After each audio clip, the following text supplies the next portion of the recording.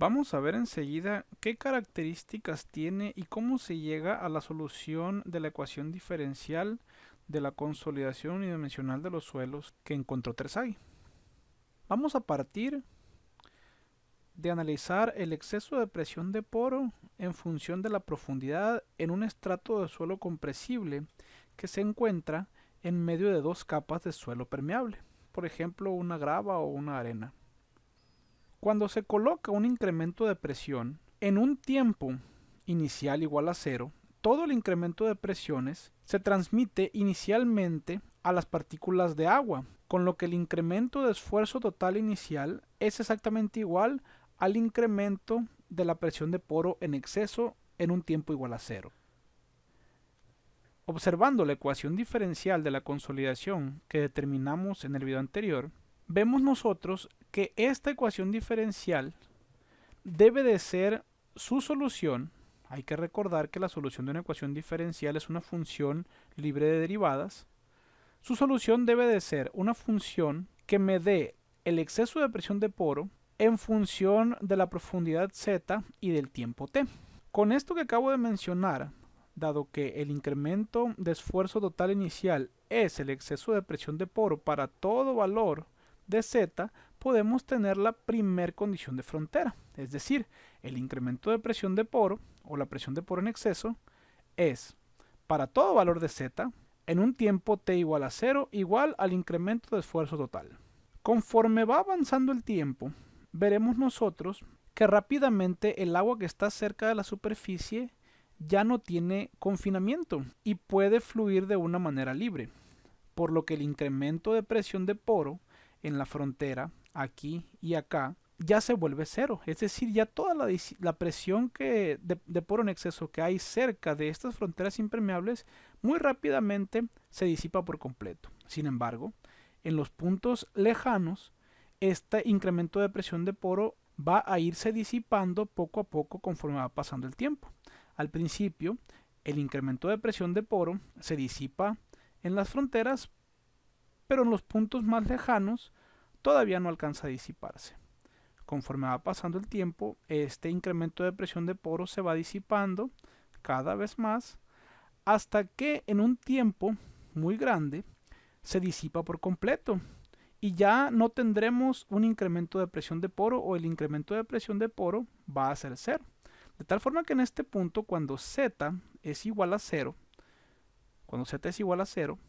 el incremento de presión de poro o la presión de poro en exceso en todo valor del tiempo t, es decir, en este punto, cuando z es igual a 0 para todos los valores del tiempo, tiempos pequeños hasta tiempos grandes, va a ser igual a 0. Ya tenemos dos condiciones de frontera, necesitamos tres dado que tenemos tres variables en esta ecuación diferencial, u, t y z. Para la tercera condición de frontera vamos a definir un concepto muy importante, el concepto de distancia de drenaje.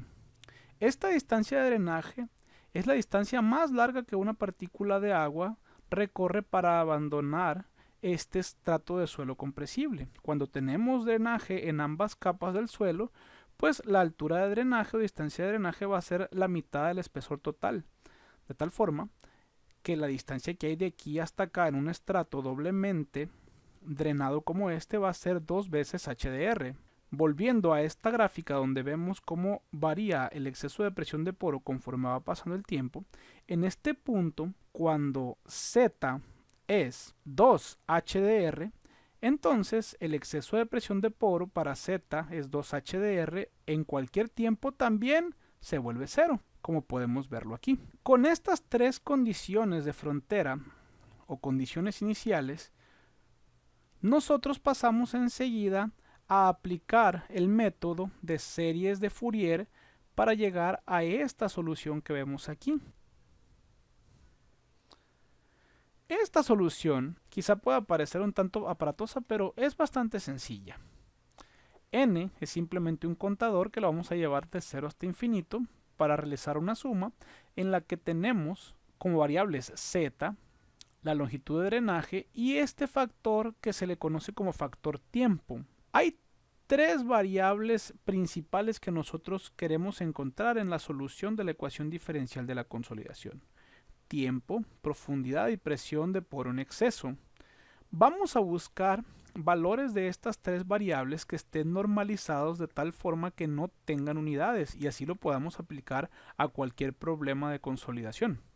Por ejemplo, el tiempo, en vez de hablar de un tiempo absoluto, vamos a hablar de un factor tiempo, que es el coeficiente de consolidación por el tiempo entre la distancia de drenaje al cuadrado.